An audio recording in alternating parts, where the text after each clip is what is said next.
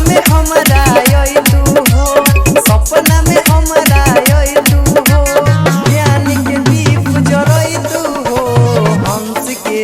एहो हंस के एहो हंस के कोके सवारी बिना वाली आई तू हो, हंस के कोके सवारी बिना वाली आई तू हो।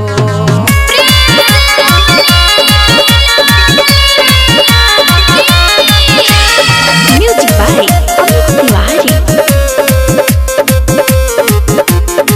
ना जानी ताल हम ना जानी राग हो, इतने निहोरा बा सुधार दो पढ़ाई हो। सुनी सरस्वती मैया हम पढ़ी रहू पैया, ज्ञान के हौ तू ज्योति हो, ज्ञान के हौ तू ज्योति, एको बार जरई तू हो, हंस के एहो हंस के एहो हंस के कोके सवारी बिना वाली आई तू हो, एहो हंस के कोके सवारी बिना वाली आई तू हो।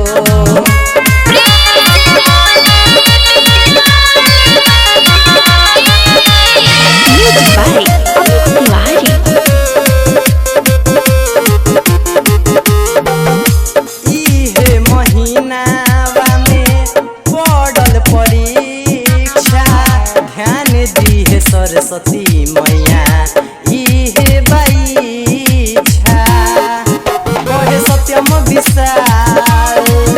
और सौरभ निषाद, नीतीश के बात मानी मनीष के बात मानी, सुनी सरस्वती मैया हो, हंस के एहो हंस के कोके सवारी बिना वाली आई तू